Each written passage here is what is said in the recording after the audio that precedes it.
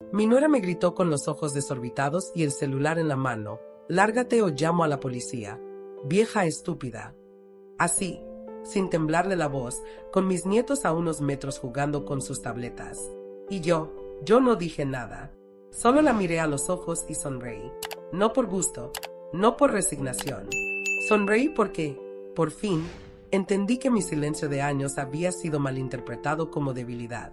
Pero esa tarde, ella cruzó una línea de la que no se regresa. Y justo después de cerrar la puerta tras de mí, caminé con paso firme hasta una cabina telefónica y llamé al corredor. Porque esa casa, la que ella creía suya, aún tenía mi nombre escrito en cada ladrillo.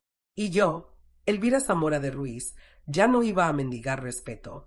Yo no siempre fui esta mujer que dobla la ropa con las manos temblorosas y se sienta en la esquina de la sala para no estorbar. Hubo un tiempo en que mi voz tenía peso, en que mi comida era celebrada, en que mi nombre se decía con cariño. Pero los años y las pérdidas van quitando espacios, hasta que uno se da cuenta de que vive como un mueble que nadie se atreve a tirar, pero que todos ignoran. Desde que Julián murió, hace ya 11 años, mi vida se volvió otra. Él era mi compañero, mi roca, y cuando se fue, me quedé flotando. Diego, mi hijo, me propuso que me mudara con él y con Mariana para no estar sola. Al principio dudé, pero pensé, bueno, quizá una segunda oportunidad de familia, de esos domingos ruidosos y llenos de nietos. Qué ingenua fui. Los primeros meses no fueron tan malos. Me dejaron arreglar mi cuarto a mi gusto, me compraron una televisión pequeña para ver mis novelas, y Mariana hasta me llevaba café por las tardes. Pero con el tiempo todo fue cambiando. Lentamente, como se enfría el café cuando nadie lo quiere beber. Mis cosas comenzaron a desaparecer. Un día ya no estaba mi sillón de bordado. Otro día quitaron mis macetas del patio porque daban mala imagen. Y empecé a notar cómo Mariana fruncía el ceño cada vez que me veía en la cocina, como si invadiera algo. Un sábado, ella organizó una reunión con sus amigas del gimnasio. Me ofrecía preparar unos buñuelos, como solía hacer cuando Diego era niño. Nadie me contestó. Cuando salí al patio con la bandeja, Mariana estaba contando una anécdota, riéndose fuerte. Me vio y dijo, sin dejar de sonreír: «Ah, es mi suegra. Ella vive aquí con nosotros. Ya saben, uno no tiene corazón para mandarla a un asilo». Sus amigas rieron nerviosas. Una incluso dijo: «Ay, qué linda. Se ve que es buena gente». Como si yo no estuviera ahí.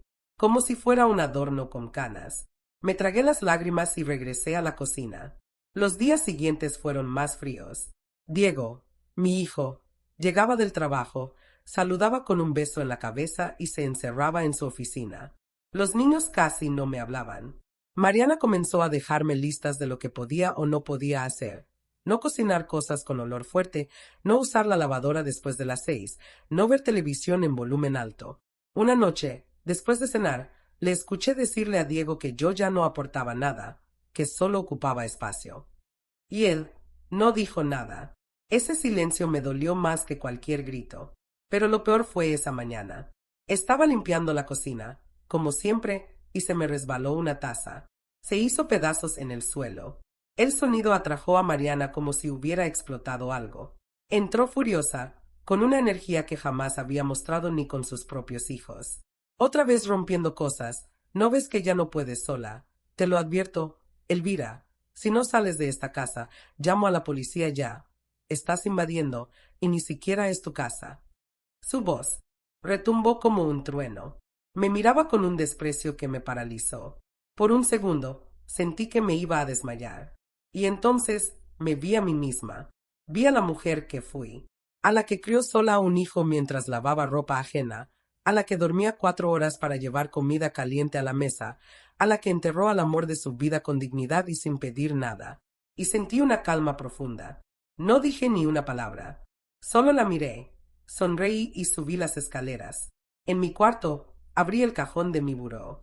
Ahí, entre cartas viejas y fotos de Julián, estaba la llave del costurero de madera que nadie había abierto en años. Dentro, un sobresellado, la escritura de la casa de San Miguelito, donde Julián y yo criamos a Diego. Esa casa, la verdadera casa, no la jaula moderna donde ahora vivía como sombra. Recordé que nunca la vendí. La rentábamos para tener algo de ingreso. Y aún estaba a mi nombre, completa, legal, intacta. Esa tarde me fui con lo puesto. Tomé mi bolso, mis papeles y una Rebeca. Pasé por la sala sin mirar a nadie. Ni siquiera me preguntaron a dónde iba. Me subí a un taxi y le di la dirección de la oficina de don Felipe, el corredor que había sido amigo de Julián. Cuando llegué, él me miró sorprendido, pero me ofreció café como siempre. Don Felipe, le dije, quiero vender la casa. No me importa cuánto. Quiero que se vaya de mis manos, pero no antes de que haga justicia. Él no preguntó más. Solo asintió y comenzó a hacer llamadas. Mariana pensaba que no tenía a dónde ir, que iba a rogarle, que su amenaza de llamar a la policía me iba a romper. Pero no. Lo que se rompió ese día no fue la taza, fue el último hilo de paciencia que me quedaba. Y una mujer que ya no tiene miedo es una mujer peligrosa. Una mujer que recuerda lo que es suyo no necesita levantar la voz. Solo hace una llamada. Hay algo que nadie te dice sobre llegar a vieja. Empiezas a volverte invisible. No de un día para otro, no. Es lento, como cuando apagan una vela con los dedos. Una tarde te ignoran en la conversación. Otra, nadie te pregunta si quieres más café. Luego, empiezan a hablar de ti en tercera persona mientras tú estás presente, como si ya fueras recuerdo. Pero lo que mi nuera Mariana no sabía es que hay mujeres que no se apagan, que no se rompen, que solo esperan el momento justo. Y esa mañana, mientras ella gritaba y amenazaba con llamar a la policía, yo recordé algo que había olvidado por años, que todavía tenía voz, y que lo único más peligroso que una mujer vieja con memoria es una mujer vieja con papeles legales a su favor. Después de salir de su casa, porque ya no la llamaría mía, me instalé unos días en una pensión cerca del mercado. Nada lujoso, solo una cama, una ventana y silencio. El silencio que no tenía desde hace años. Dormí por primera vez sin sobresaltos, sin pasos en el pasillo, sin órdenes disfrazadas de amabilidad. Al día siguiente, muy temprano, fui a la notaría de don Rafael, amigo de mi esposo Julián. Su oficina olía igual que hace 20 años, a papel viejo, café frío y justicia lenta. Cuando me vio entrar, dejó los lentes sobre la mesa y dijo, Elvira, qué milagro. Le conté todo, sin lágrimas, sin dramatismo, como quien repasa los hechos en un cuaderno. Mariana, los gritos, la amenaza, el desprecio. Él no me interrumpió ni una vez. Solo asintió con la cabeza, como si ya hubiera escuchado historias parecidas demasiadas veces. Cuando le mostré la escritura, la tomó con cuidado, como si tuviera oro en las manos. Esto está en regla, murmuró. Firmado por Julián y tú. Nadie puede quitarte esto. Quiero venderla, le dije. Él me miró con sorpresa. ¿Estás segura? Más que nunca. Esa tarde, Rafael llamó a una corredora de bienes raíces que él conocía, Silvia Hernández. La recordaba vagamente. Había sido compañera de escuela de mi hijo Diego cuando eran niños. Ahora era una mujer hecha y derecha, con voz firme, mirada clara y una carpeta llena de clientes. Tu casa puede venderse en menos de una semana, me dijo. Tiene historia, tiene estructura y tiene alma. La gente lo nota. Mientras ella hacía su trabajo, yo me dediqué a algo que no hacía desde que Julián murió, descansar. No limpiar, no cocinar, no atender a nadie. Solo respirar. Caminaba por las calles del centro, compraba un pan dulce, tomaba café en vasos de unicel y veía la ciudad como si fuera turista en mi propia vida. Me sentía libre. Triste, sí, pero libre. 3 días después, Silvia me llamó al celular que don Rafael me ayudó a comprar. Ya tenemos 3 ofertas serias. Una señora de Guadalajara, un joven arquitecto de aquí mismo y una mujer divorciada que quiere empezar de nuevo. Esa, le dije sin pensar. La mujer. Silvia rió suavemente. Todavía no he dicho cuál ofrece más. No importa, respondí. Quiero que esa casa tenga otra historia. Una limpia. Mientras tanto, en casa de Diego, según supe después, Mariana ya había notado mi ausencia. Al principio pensó que me había ido con alguna vecina, o que me estaba haciendo la ofendida. Pero el lunes por la mañana le llegó la notificación. Un sobre cerrado, con su nombre. Dentro, una carta redactada por don Rafael, donde se le informaba que el inmueble de San Miguelito había sido puesto en venta por su única y legítima propietaria, yo. No decía más. No hacía falta. Diego fue el primero en llamarme. Su nombre apareció en la pantalla del celular nuevo. Dudé, pero contesté. Mamá, ¿qué estás haciendo? Vendiendo lo que es mío. ¿Por qué no hablaste conmigo antes? Porque no me escuchabas. Ninguno de los dos lo hacía. No tienes que hacer esto. Ya lo hice, Diego. Hubo un silencio largo, de esos que se sienten como cuchillos. Luego colgó. Esa noche me costó dormir, pero no por culpa o miedo. Era otra cosa. Algo parecido a la tristeza, pero más antiguo. Como si doliera haber tenido que llegar a ese punto. Como si una parte de mí todavía esperara que alguien bajara la voz y dijera perdón. Pero ese alguien nunca llegó. Al día siguiente, Silvia me mandó un mensaje. La oferta está lista. Podemos firmar cuando tú quieras. No quiero firmas electrónicas, le dije. Quiero firmar con mi propia mano. Así lo hicimos. Me puse mi blusa azul, la que me regaló Julián en un aniversario, y fui a su oficina. Firmé despacio, cada letra, como si cada trazo fuera un cierre, un acto de fe, un renacer. Esa misma tarde, el trato fue legalmente sellado, y esa casa, la que Mariana siempre mencionaba como la de mi marido, ahora tenía una nueva dueña. Una mujer desconocida, sí, pero que jamás me miraría como estorbo. No hubo fuegos artificiales, ni gritos, ni justicia explosiva. Solo una firma, un trazo, y el eco de mi voz repitiéndome por dentro. Todavía existes, Elvira, y ya no debes pedir permiso para hacerlo. No fue cuando me gritó, no fue cuando me humilló frente a sus amigas, ni siquiera cuando me lanzó la amenaza con el teléfono en la mano. Fue después, cuando vi a mi hijo, y bajó la mirada. No dijo nada, no me defendió, no se acercó, solo se quedó parado ahí, como si no hubiera visto nada, como si yo no importara. Ahí supe que ya no quedaba nada, ni respeto, ni amor, ni memoria, y por eso no lloré, porque a veces lo que duele no es lo que te hacen, sino lo que no hacen cuando más lo necesitas. Después de firmar la venta de la casa, sentí algo extraño. No era alegría, era una calma espesa, como si me hubieran quitado un peso enorme que yo misma había olvidado que cargaba. Me fui caminando hasta la pensión. Tomé un café con pan y vi caer la tarde desde una banca. Por primera vez en muchos años, no tenía que regresar corriendo a preparar cena para nadie. No tenía que esconderme para ver televisión. No tenía que justificar mi presencia. Estaba sola, pero no vacía. Estaba libre. Al día siguiente, Diego volvió a llamarme. Esta vez no contesté. Solo escuché el mensaje de voz. Sonaba molesto, tenso, pero todavía con esa voz de hijo que cree tener derecho sobre tu tiempo, sobre tus decisiones. Me decía que estaba exagerando, que cómo era posible que hubiera hecho algo tan drástico sin consultar, que Mariana estaba muy afectada, que eso iba a generar problemas familiares. Me reí, no en burla. Fue una risa corta, seca, porque no dijo ni una sola vez, mamá, ¿estás bien? Solo le preocupaba el escándalo, la imagen, la comodidad. Silvia me consiguió un departamento temporal mientras se cerraba todo el proceso de pago. Pequeño, pero bonito. Una ventana grande con cortinas blancas y el sonido del centro en las noches. Me pasaba las tardes leyendo cartas viejas de Julián, escuchando boleros bajito y recordando cosas que creía perdidas, como el olor del pan recién hecho, como su voz diciéndome, nunca te quedes donde no te vean. Me aferré a eso como quien se aferra a una orilla. Mientras tanto, Mariana comenzó a moverse como avispa encerrada.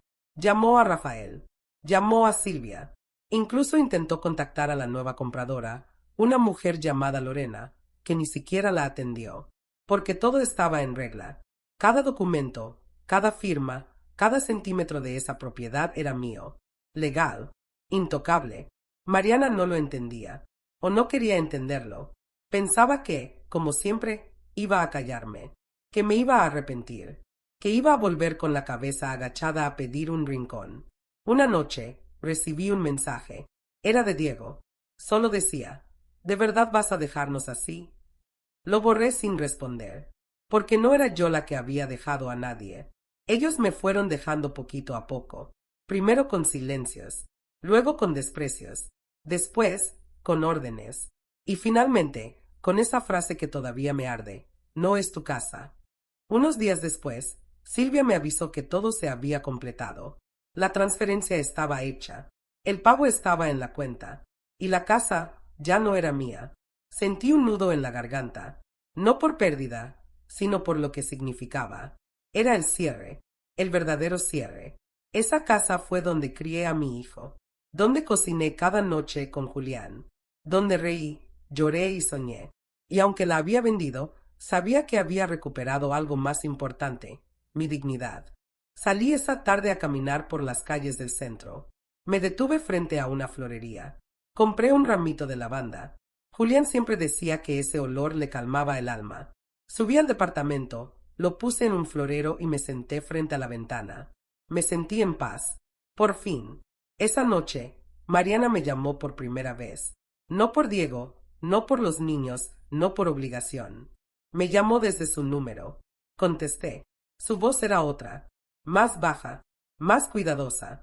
Me dijo que necesitaba hablar conmigo, que no entendía por qué hacía todo esto, que pensaba que todo estaba bien. Le respondí, sin enojo: pensaste mal, Mariana. No estaba bien, solo estaba callada. Es diferente. Hubo un silencio largo. Me pidió que al menos pensara en hablarlo. Le dije que no era necesario. Ya lo estaba haciendo, con hechos. Después de eso, llegaron los susurros. Los vecinos empezaron a hablar.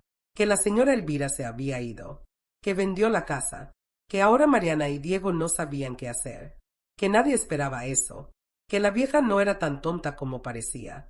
Lo escuché todo con una mezcla de tristeza y alivio, porque cuando te vuelves invisible, cualquier ruido que hagas se siente como trueno. Una tarde recibí una carta, escrita a mano. Era de mi nieto mayor, Emiliano. Me decía que me extrañaba, que la casa estaba rara sin mí, que nadie hacía pan con canela como yo. Me quebré. Lloré bajito, abrazando el papel, porque los niños sí sienten, sí notan, y porque nunca fue mi intención alejarme de ellos. Pero a veces, para enseñarle a alguien dónde está el límite, uno tiene que caminar lejos, aunque duela. Y así pasaban los días, sin prisas, sin humillaciones, con silencio y paz. Mariana seguía llamando, mandando mensajes, algunos amables, otros furiosos. Diego ya no insistía, solo observaba desde su silencio, el mismo que eligió aquel día cuando pudo haberme defendido, y no lo hizo.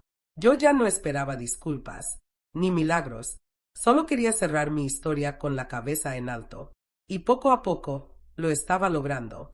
Pensaron que me iría en silencio, pero lo que no sabían era que el silencio no significa sumisión. Mi silencio era paciencia, era estrategia.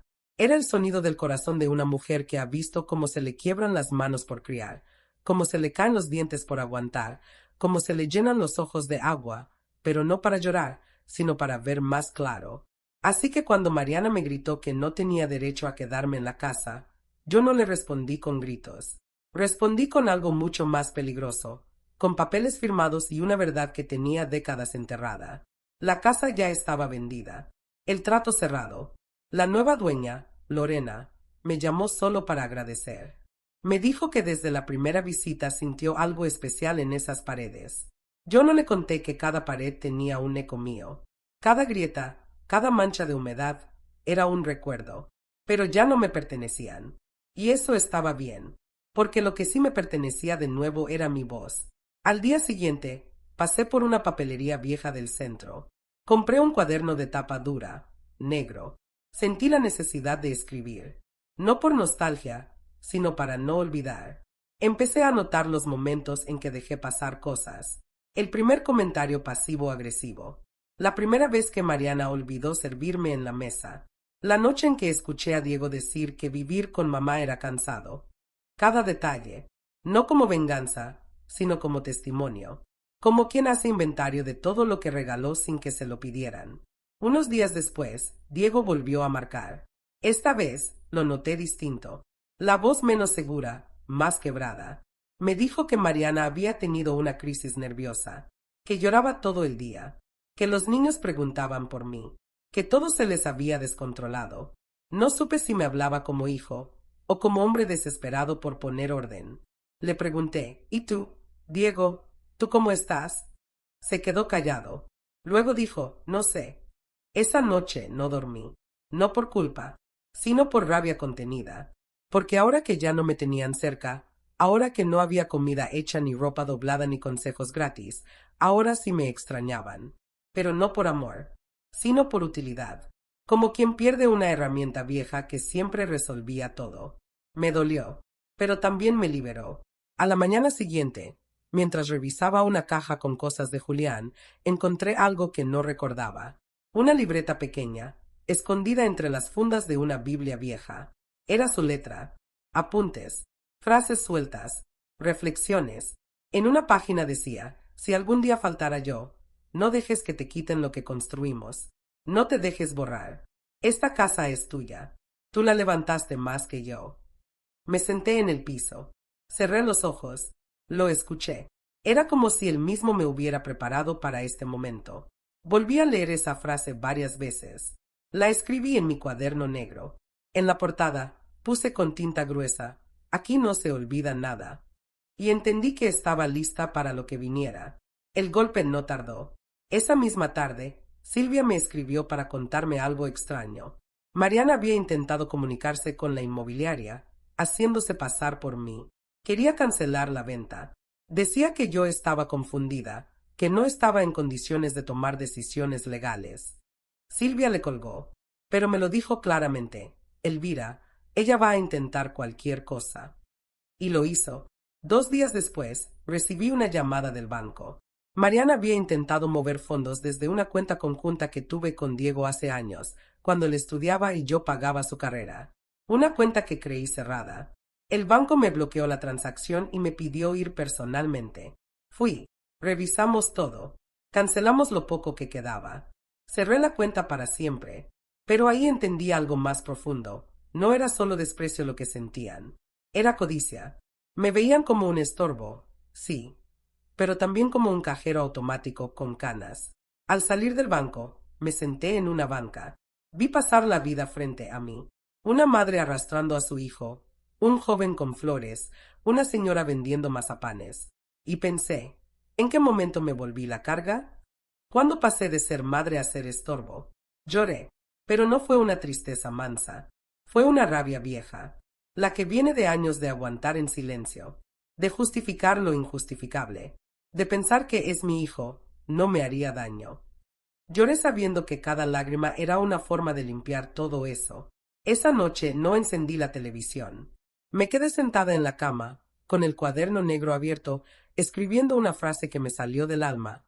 No estoy loca. Estoy despierta. La dejé ahí, sin corregir. Era verdad. Al día siguiente, Mariana apareció en el edificio. No sé cómo supo dónde estaba. No subió. Solo esperó abajo. Me llamaba desde su celular. No contesté.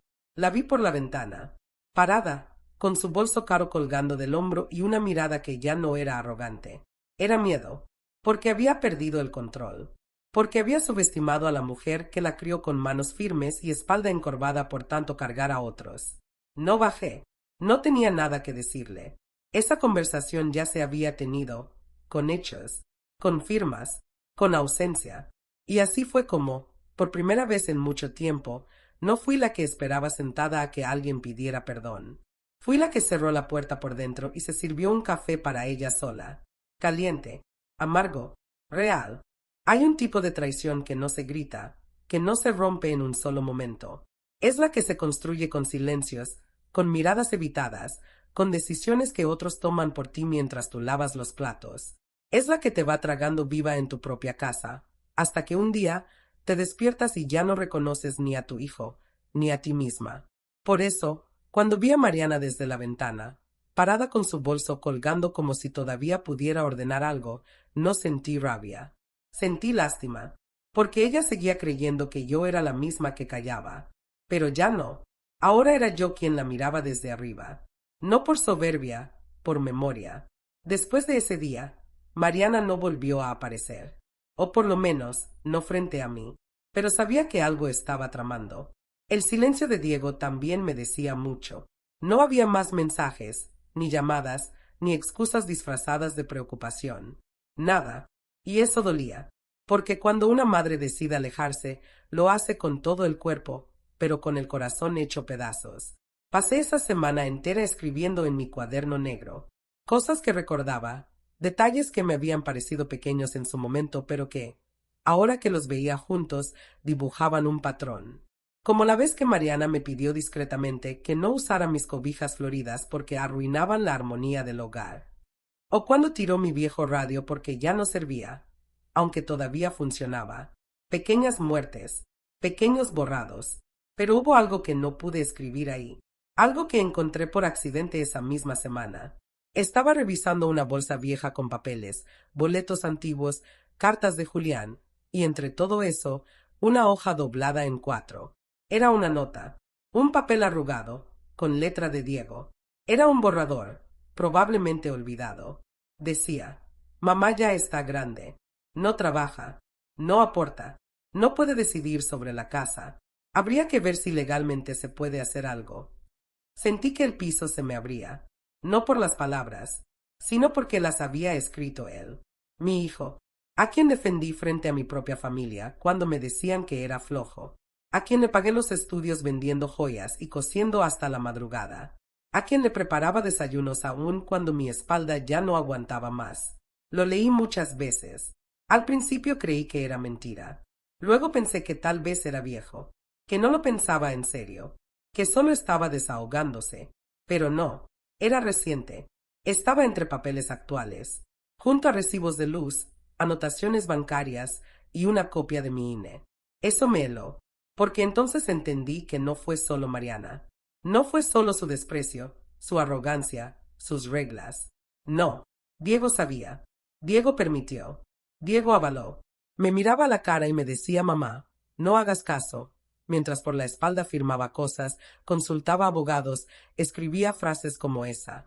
Y de pronto, el dolor cambió de forma. Ya no era tristeza. Era decepción pura. Limpia. Como un corte recto. No quemé la nota. No la rompí. La guardé. La metí entre las páginas del cuaderno negro. Como prueba. Como sentencia. Esa misma tarde, Silvia me avisó que la nueva dueña ya había tomado posesión de la casa, que todo estaba en orden, que la entrega fue limpia. La señora Lorena incluso dijo que quiere conservar algunos muebles, me contó. Asentí. Que los conserve. Cada mueble tiene memoria. Que la acompañen. Al colgar, decidí algo que llevaba días evitando: cambiar mi número de teléfono. Me dolió, porque era el número que tenían mis nietos, pero era necesario, porque ya no quería más súplicas vacías, ni disculpas envenenadas, ni mensajes llenos de manipulación. Esa noche salí a caminar. Fui al mismo parque donde solía llevar a Diego de niño. Me senté en la misma banca donde lo veía correr. Cerré los ojos. Me imaginé su risa, sus cachetes rojos, su vocecita gritando: mamá, mírame. Y pensé, ¿en qué momento dejó de verme? Volví al departamento con una calma extraña, como quien sobrevive a un incendio y aún huele el humo, pero ya no hay fuego. Me serví un té, lavanda y manzanilla. Me senté frente a la ventana. Afuera, la ciudad seguía. Autos, voces, luces. Adentro, solo yo, y por fin, paz. Esa noche soñé con Julián. Lo vi joven, con su camisa de cuadros y su sonrisa chueca. Me tomaba de la mano y me decía: ya estuvo, Elvira. Ya hiciste lo que tenías que hacer. Me desperté llorando, pero no de tristeza, de alivio. La mañana siguiente empecé a empacar. No muchas cosas, solo lo mío: ropa, papeles, fotos, el cuaderno negro y la libreta de Julián. Silvia me había conseguido un departamento más permanente, más lejos, con balcón y espacio para plantas. Es pequeño, me dijo, pero bonito, y es solo tuyo. Esa última frase me llenó el pecho. Antes de irme, pasé por la casa de una vecina, doña Chuy. Le dejé una caja con algunas de mis cosas: ollas, una cafetera, una cobija que me tejió mi madre. ¿Y esto, Elvira?, me preguntó. No quiero llevar nada que me ate. Ella me abrazó fuerte. Me dijo al oído, no todos tienen el valor. Tú lo tuviste. Y así me fui, sin llanto, sin escándalo, con la cabeza erguida y el corazón sereno. No gané nada material, pero recuperé algo que valía más, mi nombre, mi historia, mi lugar. Hay llamadas que uno no debería contestar, pero hay otras que llegan como cuchillos incluso sin levantar el teléfono. Esa mañana, el timbre sonó justo cuando me estaba sirviendo el primer café en mi nuevo departamento. No esperaba a nadie. Caminé con calma hasta el interfón. Cuando miré la cámara, vi a Mariana. No con maquillaje, ni con sus aretes de oro, ni con esa mirada altiva de siempre. No, esta vez traía el rostro desnudo, los ojos hinchados, la voz temblando. Por favor, solo quiero hablar. En otra época, quizá le habría abierto, pero ya no era esa mujer. La mujer que abría por miedo, la que abría por costumbre. Ahora era la que sabía cuándo cerrar también. No bajé, no hablé. Me alejé del interfón y volví a la mesa. El café seguía caliente. La ciudad despertaba allá afuera. Autos, claxones, vendedores de tamales. Pero adentro reinaba un silencio distinto. No era soledad, era paz. Pasaron 3 días sin noticias. Y entonces llegó el sobre. Sin remitente. Metido bajo la puerta. Lo reconocí al instante. La letra era de Diego. Dentro, una carta escrita en pluma azul y tinta corrida. Me decía que entendía si no quería hablar con él, que no iba a justificar lo que hicieron, pero que los niños estaban confundidos, tristes. Que Emiliano, mi nieto mayor, preguntaba por qué la abuela ya no contestaba. Me rogaba que los viera, aunque sea una vez, mamá, por ellos. Doblé la carta y la guardé en el cuaderno negro, no porque me doliera, sino porque era parte del archivo, porque uno debe recordar no solo lo que le hicieron, sino cuando empezaron a fingir que no lo hicieron. Esa noche no dormí bien. Soñé con la casa, con la sala llena de voces, con Mariana bajando las escaleras como reina y yo lavando los platos como sirvienta. Desperté sudando. Era como si mi cuerpo aún llevara encima el peso de esa casa, aunque ya no fuera mía. Me levanté, encendí la lámpara y tomé una decisión que no había querido tomar antes: llamar a la escuela de Emiliano. Fue más fácil de lo que pensé. Expliqué que era su abuela, que necesitaba saber si él estaba bien. La recepcionista fue amable. Me dijo que había tenido algunas crisis de llanto, que incluso la maestra había sugerido terapia. Lo extraña mucho, señora. Siempre dice que usted era la única que lo escuchaba de verdad. Sentí un nudo en la garganta, porque no era justo. Ellos no tenían la culpa. Ellos no firmaron nada. No dijeron esas frases que me partieron el alma. Fui a buscar a doña Chuy. Le pedí un favor, que llevara una carta a Emiliano. Nada dramático, solo unas líneas. Te extraño. Estoy bien. Pienso en ti cada día. Siempre serás mi sol. Ella la llevó sin problema. Me dijo después que el niño lloró en cuanto la leyó, que la guardó en su mochila como si fuera un tesoro. No quise saber más. No quería convertirlo en un campo de batalla.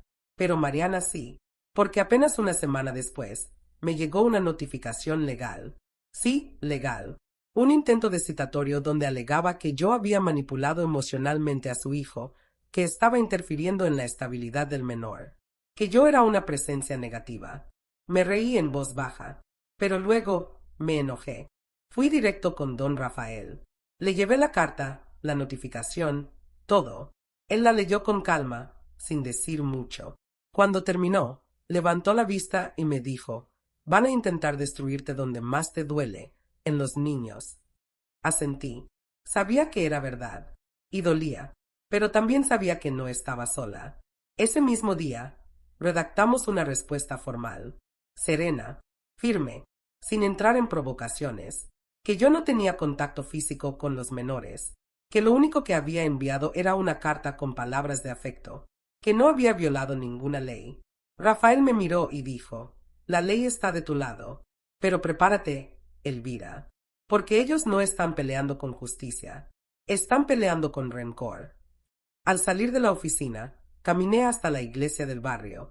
No soy mujer de misa diaria, pero ese día necesitaba sentarme en un espacio donde el silencio tuviera techo alto. Encendí una veladora. No por ellos, por mí, para no olvidar que también tengo derecho a pedir paz. Esa noche, Silvia me mandó un mensaje. ¿Todo bien? Le respondí que sí, pero después me escribió algo más. Recibí una llamada de una mujer preguntando si podías anular la venta, que había una emergencia médica, que Diego estaba hospitalizado. Me congelé. Le pregunté si era cierto. Silvia dijo, no sé, Elvira, pero sonó como mentira. Usaron la misma excusa con otra vendedora hace un año. No dormí. Me debatí entre el miedo y la duda. Llamé a la clínica donde Diego solía ir. Les pregunté si había algún paciente registrado con su nombre. Me dijeron que no. Ningún ingreso reciente. Nada. Era mentira. Mariana estaba dispuesta a inventar una enfermedad para que yo cambiara de decisión. Ahí lo entendí todo. Ella no quería reconciliación. Quería control. Quería recuperar la casa.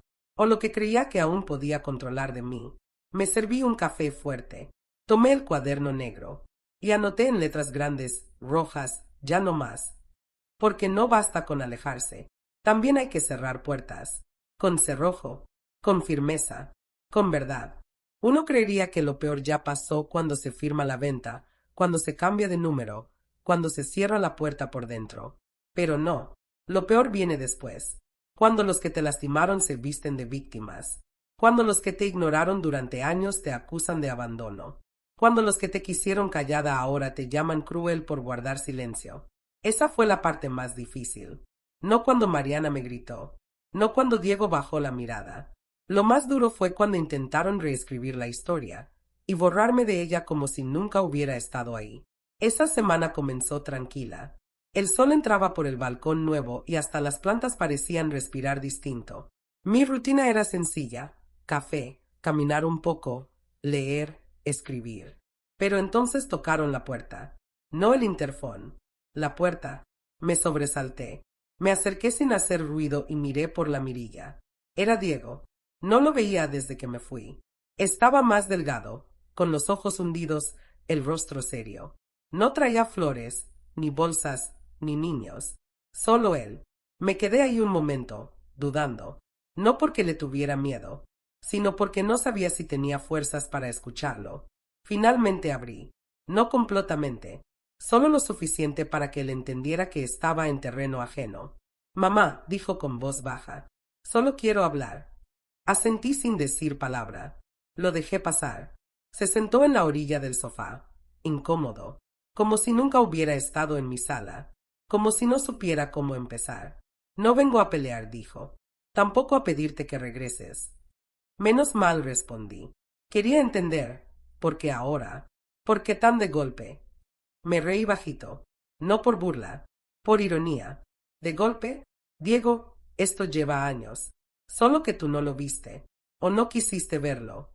Hubo un silencio espeso. Luego bajó la cabeza. Leí el cuaderno, murmuró. Lo miré fija. ¿Qué cuaderno? El negro. Mariana lo encontró en tus cosas antes de que te fueras. Lo leyó. Me lo mostró. Sentí un nudo en la garganta.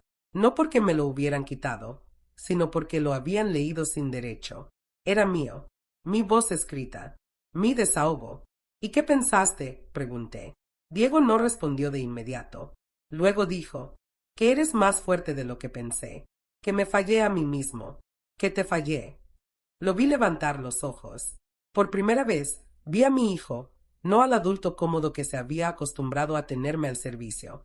Vi al niño que se enfermaba en las madrugadas y me buscaba temblando, al adolescente que se quedaba dormido sobre los libros y yo cubría con una manta. Y sentí, muy dentro, la herida de haberlo perdido sin que él se diera cuenta. Mariana está molesta, dijo. Mariana está asustada, corregí, porque perdió el control, porque pensó que una mujer vieja no sabía leer escrituras ni firmar contratos. Ella dice que tú los manipulaste a todos, a mí, a los niños, que jugaste con nuestra culpa. No, yo solo conté mi versión, que no es un juego, es mi vida. Sacó entonces un sobre. Lo puso sobre la mesa. Es una carta de Emiliano, dijo. La escribió solo. No quiso que la revisáramos. Tomé el sobre con manos firmes. Lo abrí despacio. Adentro, Una hoja con dibujos de girasoles. En medio, una frase escrita con letra infantil. Te extraño, abuelita. ¿Puedo ir a verte algún día? Aunque no vivas con nosotros, yo te sigo queriendo. Tuve que pararme. No podía respirar.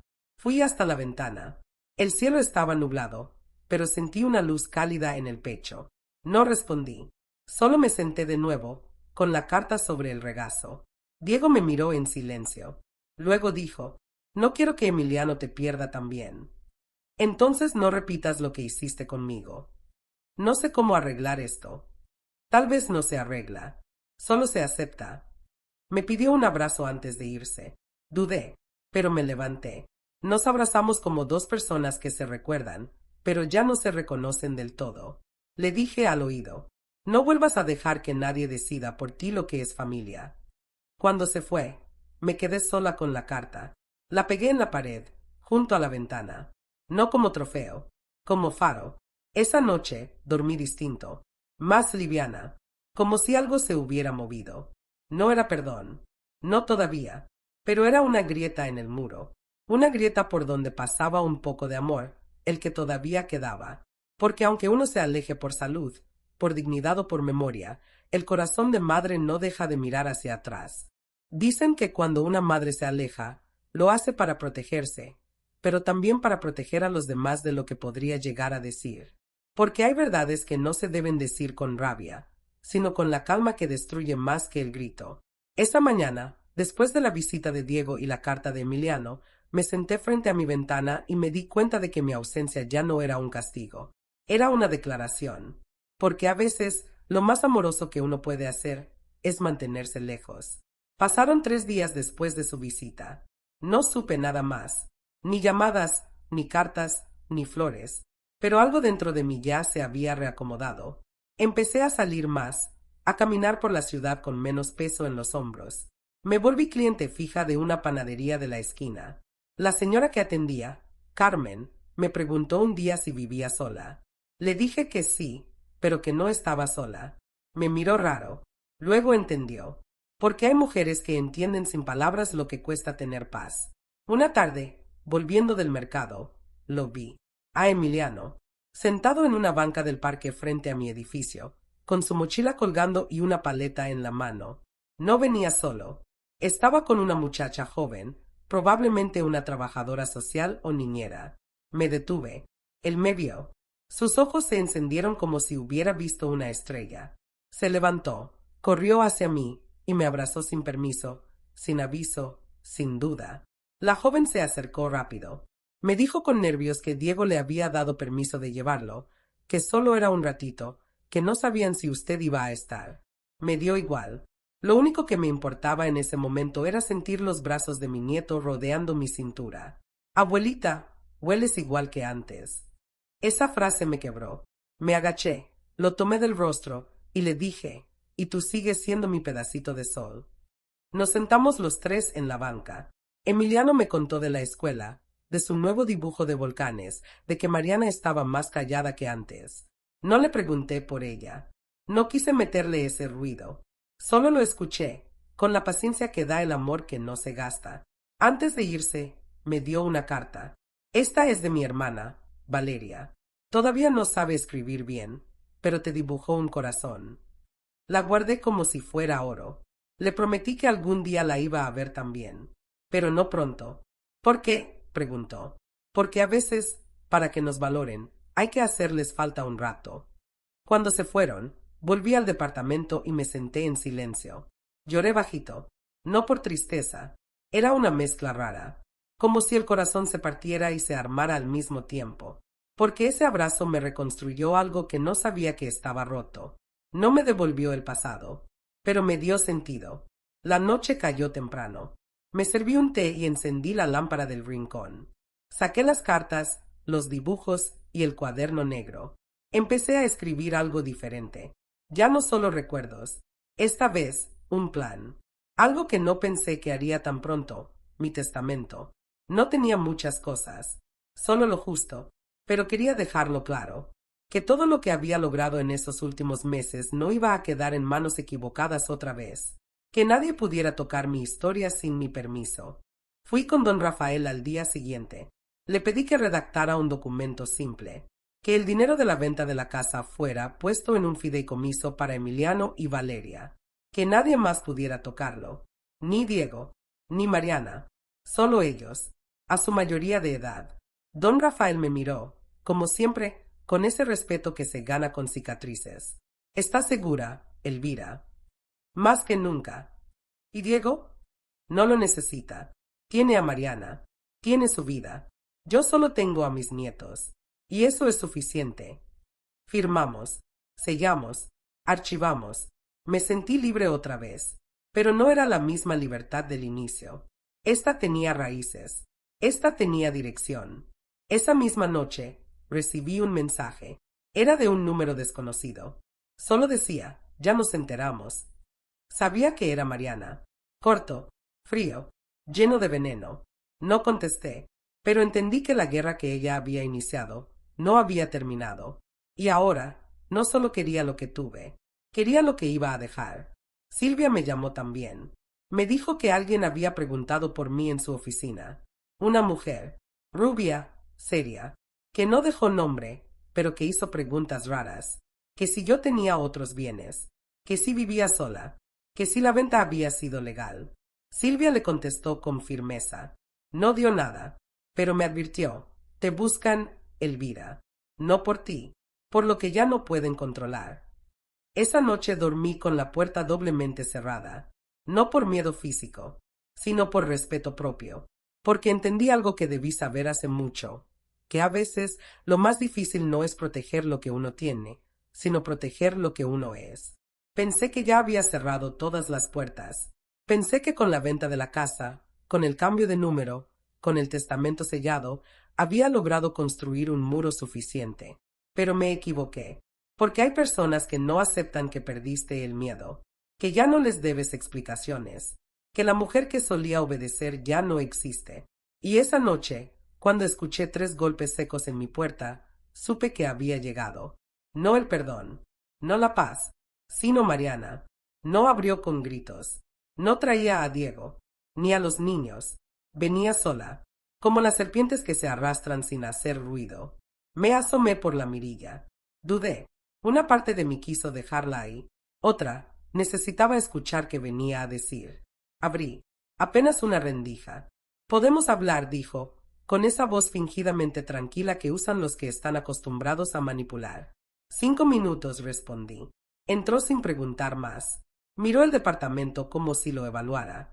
Se sentó. Me mantuve de pie. No vengo a discutir, empezó. Solo quiero entender por qué hiciste esto. ¿Por qué decidiste desaparecer? Romper la familia. Me reí, bajito, pero con fuerza. La familia se rompió cuando me gritaste vieja estúpida. ¿No te acuerdas? Ella hizo una mueca, como si esas palabras fueran exageración, como si no hubieran salido de su boca. Estabas alterada, dijo. Vivías en una realidad que ya no era tuya. Era mi casa, más real que cualquier palabra tuya. Guardó silencio unos segundos. Luego lanzó la bomba. Sabemos que dejaste todo para los niños, que los excluiste a todos, que hasta armaste un fideicomiso. Asentí. ¿Y no crees que eso es castigo? Es protección, lo que tú no sabes dar. Se levantó, dio un par de pasos por la sala, respiró hondo, luego se volvió y me soltó. Tengo una carta. La sacó del bolso, amarillenta, doblada en 4, de Julián. La encontré entre tus cosas. Tal vez no sabías que estaba ahí. Se me heló la sangre, porque sí, no recordaba esa carta. La tomé. Era su letra, clara, directa. La abrí y leí. Mi querida Elvira, si alguna vez me pasa algo y tú estás sola, recuerda que no tienes que quedarte con nadie por lástima. No le debes tu vida a nadie, ni siquiera a Diego. Si él algún día olvida quién eres, quién fuiste y lo que diste, aléjate. Y si algún día decide compartirse con alguien que te haga daño, no te quedes. No por él, no por los niños, no por la idea de familia. Quédate donde seas vista, donde seas valorada. Si esta carta llega a tus manos, es porque ese momento llegó. No te traiciones, no te encierres. Haz lo que sabes hacer, resistir. sobrevivir. Pero esta vez, por ti. No pude hablar. Sentí que me temblaban los dedos, no por sorpresa, sino porque Julián había visto todo antes de que pasara, porque me había dejado permiso para salvarme y no lo había visto. Mariana me miraba, esperando. Tal vez creyó que esa carta me haría dudar, que me ablandaría, que al mostrarme algo tan íntimo, recuperaría terreno. Pero no, solo me reafirmó. Gracias por traerme esto, le dije. Es lo último que necesitaba. Ella frunció el ceño. No entiendo. Con esto, Julián me acaba de recordar que hice lo correcto. Mariana se quedó callada. Su postura cambió. Ya no era altiva. Era una mujer que entendía que había perdido algo irrecuperable. Me miró como se mira a una puerta cerrada. ¿Y ahora qué vas a hacer?, preguntó. Seguir viviendo. Sin nosotros. Sin ustedes, sí, pero no sin los que aún saben amar. Se acercó como para decir algo más, pero se detuvo. Me miró a los ojos por última vez. Te vas a arrepentir. No más que tú. Cerré la puerta cuando se fue, con fuerza, no por rabia, por cierre. Esa noche puse la carta junto al cuaderno negro, no como prueba, como bendición, porque a veces las personas que más nos amaron también sabían que el amor tiene un límite, y que cuando ese límite se cruza, quedarse ya no es lealtad, es olvido de uno mismo. No todos los finales hacen ruido. Algunos terminan con una taza de café caliente en las manos y el sol de la tarde colándose por la cortina. Otros acaban sin gritos, sin disculpas, sin abrazos, solo con la certeza tranquila de que una ya no le pertenece al dolor, que ya no vive donde la lastimaron, y que aunque no haya aplausos ni testigos, ganó. Así terminó mi historia con ellos. No con una pelea, no con una reconciliación. Terminó con una mujer mayor cerrando su cuaderno, mirando por la ventana y respirando en paz. Han pasado varios meses desde la última vez que los vi, desde aquella visita de Mariana con la carta de Julián, desde que la miré a los ojos y le dejé claro que no había marcha atrás. Pensé que después vendrían más intentos, más cartas, más golpes bajos. Pero no. Silencio. Un silencio que al principio me pareció sospechoso, y luego se convirtió en alivio. Empecé a construir otra rutina. Me inscribí a un taller de lectura para mujeres mayores. Empecé a caminar todas las mañanas sin miedo a que me preguntaran a dónde iba. Volví a usar mis vestidos floreados, los que Mariana decía que eran anticuados. Me compré una planta de albahaca. Me tomé fotos sola en el balcón. Descubrí que aún me gustaban los domingos con boleros. Un día, llegó un sobrecín remitente. Pensé en ignorarlo, pero algo me dijo que lo abriera. Adentro, 2 dibujos. Uno era de Emiliano, una casa con un árbol grande y una mujer de cabello blanco en la puerta. El otro era de Valeria, un corazón enorme, torcido, pero lleno de color. No traían palabras, solo sus nombres. Sentí que el alma se me llenaba de aire, porque no se trataba de perdón, ni de permiso. Era amor, amor sin condiciones, amor de verdad. Pegué esos dibujos en la pared junto a la ventana, justo al lado de la carta de Julián.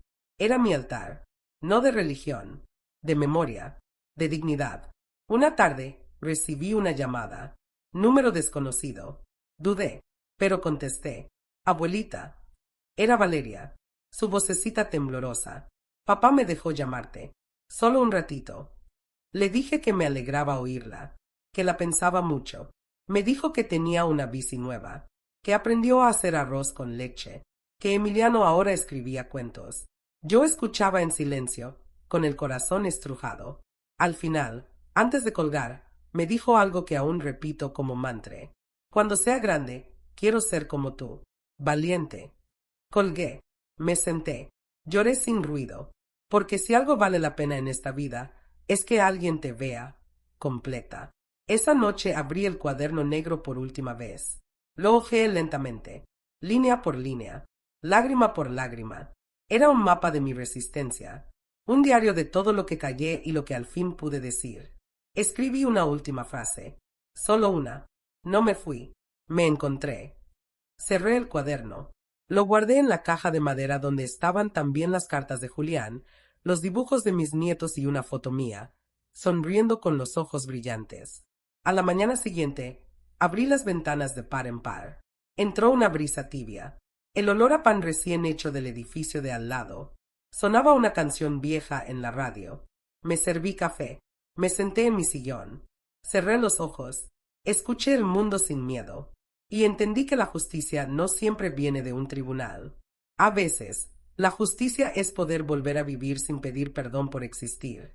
A veces, justicia es decir no sin gritar. Es firmar un papel sin temblar. Es no abrir la puerta y aún así tener la última palabra. Yo no destruí mi familia. La salvé. Porque decir basta también es amar. Porque irse a tiempo también es proteger. Porque las madres no solo crían, también se salvan. Y si alguien allá afuera ha sentido que se volvió invisible, que su voz ya no importa, que su amor es usado como moneda, que escuche esto. No estás sola, no estás rota, y nunca es tarde para empezar de nuevo. Porque yo, Elvira Zamora de Ruiz, la mujer que fue llamada carga, estorbo, vieja estúpida, hoy vive en un lugar donde nadie le grita, donde nadie le dice cómo vestirse, a qué hora comer, cómo querer. Y no, no es un castillo, no es grande, pero es mío. Y aquí, por fin, soy yo.